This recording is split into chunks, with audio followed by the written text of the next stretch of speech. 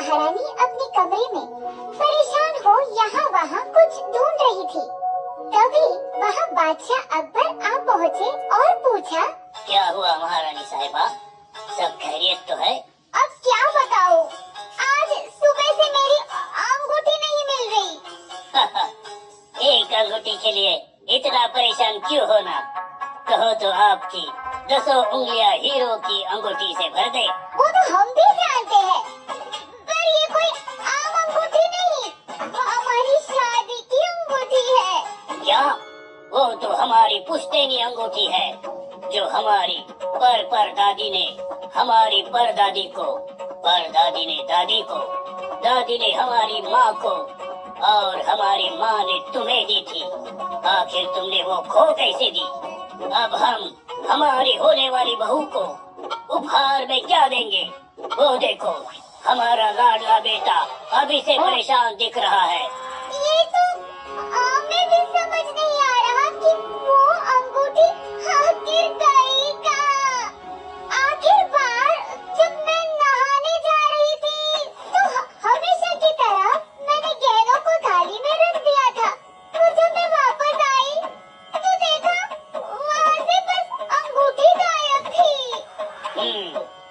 इसका मतलब अंगूठी खोई नहीं, चोरी हुई है और मुजरिम महल में से ही कोई है।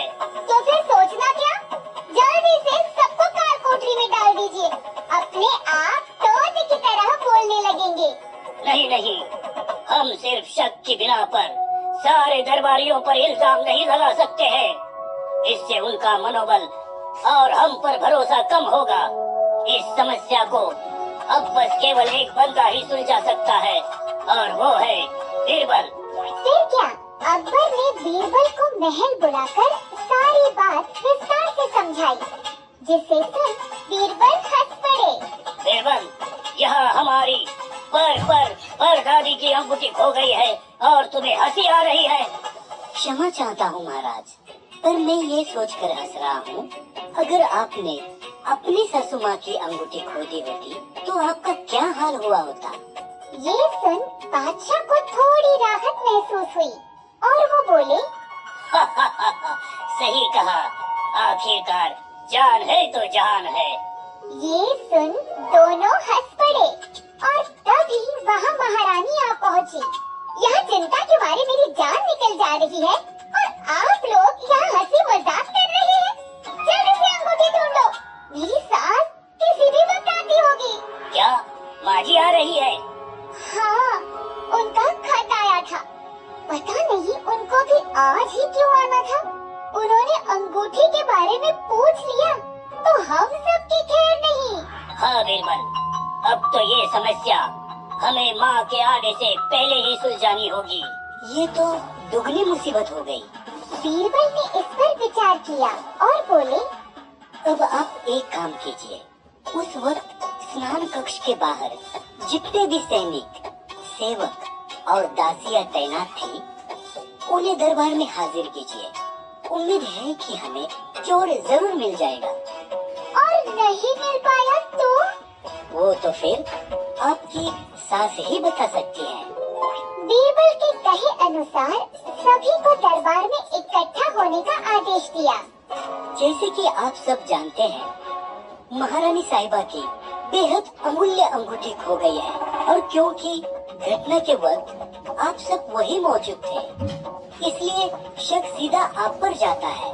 पर मैं आप सबको एक मौका देता हूँ, जिसने भी वो अंगूठी ली है वे अपना जुर्म कबूल करे, वरना अंजाम बुरा होगा। बीरबल ने सभी की ओर देखा तो कोई सामने नहीं आया। मैं एक और मौका देता हूँ, मुजरिम अपना जुर्म कबूल कर लो, क्योंकि असली चोर कौन है वो मैं पहले से जानता हूँ।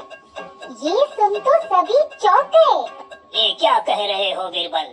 तुम्हें असली चोर के बारे में कैसे पता? वो दरअसल कल मेरे सपने में बादशाह की परदादी आई थी, जिन्होंने आज की होने वाली घटना के बारे में मुझे पहले ही बता दिया था। और उन्होंने ये भी कहा कि जो कोई अंगूठी का चोर होगा उसकी दाढ़ी में एक तिनका होगा। बीरबल की ये बात सुन उन सेवकों में से एक सेवक बचाकर अपनी दाढ़ी पर हाथ फेरा, मानो तिनका ढूंढने की कोशिश कर रहा हो। बीरबल जो बारीकी से सबको देख रही थी, उन्होंने उस व्यक्ति की इस हरकत को पकड़ ली और तुरंत कहा, क्या हुआ भाई साहब, दाढ़ी में कुछ चुभ रहा है क्या? वो दरअसल कुछ नहीं, बस यूं ही थोड़ी खुजली हो गई थी। खुजली तो तुम्हें है, इसलिए तो अंगूठी चोरी की है तुमने। ये सुन तो वो सेवक चौंक गया और क्रोधित हो बोला, क्या? मैंने कोई चोरी नहीं की। ठीक है, कुछ ही देर में बड़ी महारानी यहाँ आने वाली है, ये सफाई तुम उन्हें देना। बड़ी महारानी का नाम सुन तो सेवक के पाँव थर-थर कांपने लगे। वो जानता था कि अगर उन्हें इस बात का पता चला तो उसे इतनी बड़ी सजा मिलेगी जो उसने सपने में भी नहीं सोची होगी। इसलिए वो घुटनों के बल गिर गया और रोने लगा। नहीं नहीं, मैं अपना जुर्म कबूल करता हूँ, कृपया ये बात बड़ी महारानी से मत कहना। सेवक ने अंगूठी निकालकर बीरबल को सौंपी और उसे कुछ वक्त के लिए काल कोठरी में डाल दिया। चलो, मुसीबत टली। और तभी वहाँ आन पधारी बड़ी महारानी। स्वागत नहीं करोगे हमारा? जो देख महारानी खुद से बोली, आसमान से गिरे खजूर में अटके। और